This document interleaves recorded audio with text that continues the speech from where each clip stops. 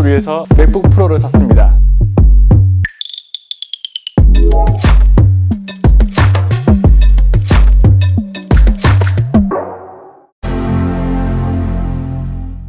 사진 작업을 할 때는 영상 할 때보다 고성능의 컴퓨터가 필요 없다라고 생각하시는 분들이 많이 있습니다. 어떻게 보면 틀린 말이 아닐 수도 있지만 사진 중에서도 JPG를 주로 작업하거나 포토샵을 주로 이용하시는 분들은 실제적으로 그렇게 고성능의 컴퓨터가 아니더라도 작업하는데 무리가 없고 저사양의 컴퓨터로도 충분히 작업을 할 수 있습니다. 하지만 사진의 장수가 많아지게 되고 로우 파일을 2-3천 장, 많게는 4-5천 장씩 프로그램에 얹은 다음에 작업을 하게 된다면 사진 작업을 할 때도 고성능의 컴퓨터가 필요로 하게 됩니다. 특히 영상 같은 경우에는 한번 렌더링을 걸어놓고 다른 일을 작업을 한다고 하지만 사진 같은 경우에는 제가 생각할 때 한 장 한 장 넘길 때마다 생기는 딜레이들이 전체적인 작업 시간에 크게 영향을 주기 때문에 훨씬 더 성능의 체감이 많이 오는 것 같습니다. 그리고 애플에서 발표한 자료에 따르면 인텔과 M2 Max의 성능 차이에서 영상은 6.5배 차이 나는 반면에 사진은 2.5배밖에 차이가 안 납니다.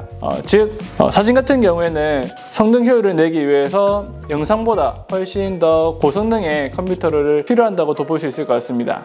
물론 이러한 데이터는 포토샵을 베이스로 한 거기 때문에 사람에 따라서 느끼는 체감은 차이가 당연히 있을 겁니다. 오른쪽에 있는 이 맥북 프로가 예전에 사용하던 맥북 프로고요. 왼쪽에 있는 맥북 프로가 이번에 새로 구매한 M2 Max입니다. 기존에 제가 사용하던 맥북 프로는 2019년형 인텔 모델이고요. 제가 산 이후에 그래픽 카드가 한 개 더 추가됐는데 제가 샀을 때 기준으로는 SSD 2TB에 나머지는 프로로 구매를 했습니다. 그리고 이번에 산 맥북 프로 M2 Max는 하드는 SSD 4TB고요. 나머지는 프로로 구매를 했습니다.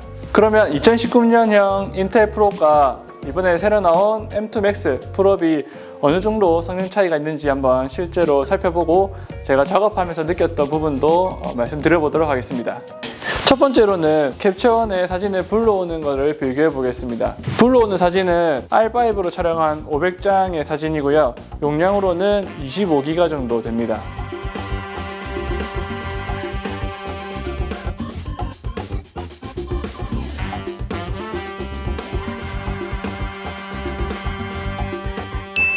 M2 Max는 9분 18초, 약 9분 20초 정도 걸렸고요. 인텔 같은 경우는 14분 29초, 약 14분 30초 정도 걸렸습니다. 캡처원에 사진을 인풋하는 속도는 M2가 인텔에 비해 약 1.5배 정도 빨랐습니다. 이번에는 두 번째 테스트고요. 아까 불러온 사진을 JPG 원본 사이즈로 추출해 보겠습니다.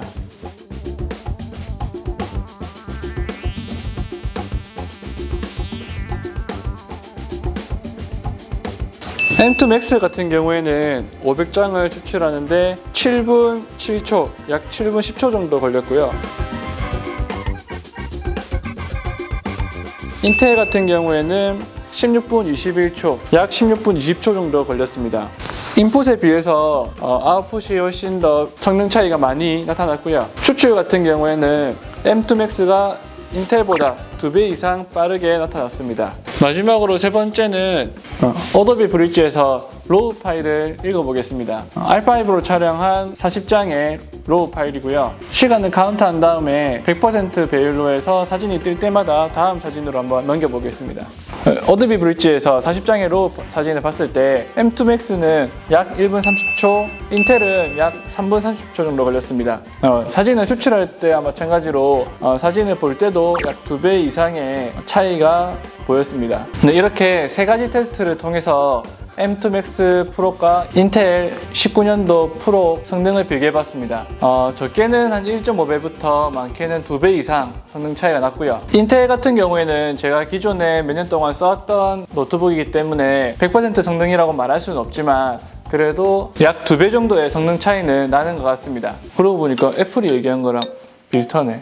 2.5배 얘기했으니까 2.3배 정도는 차이 나네. 맞네. 이 새끼들 테스트를 좀 열심히 했는데 기존에 가지고 있던 인텔 노트북도 프로 사양이었기 때문에 부족한 성능은 아니었지만 대량의 로우 파일을 작업하기에 있어서는 조금 부족한 감이 있었고요. M2 Max로 노트북을 바꾼 뒤에는 사진 작업을 할 때 CPU나 램이 부족한 사항이 아직까지는 없었습니다. 그렇다고 해서 모든 사진을 리뷰하거나 보정할 때 아예 딜레이가 없는 것은 아니지만 그래도 훨씬 스트레스가 적게 작업할 수가 있었습니다.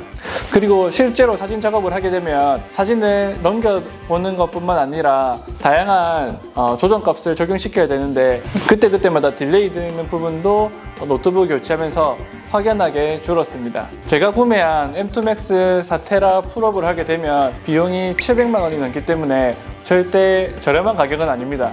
하지만 돈값을 확실히 한다라고 이번 테스트를 통해서 느낄 수 있었고요. 꼭 이 정도 사양이 아니더라도 개인의 작업 환경이나 작업 스타일에 맞춰서 적당한 노트북을 구매하시면 될 것 같습니다.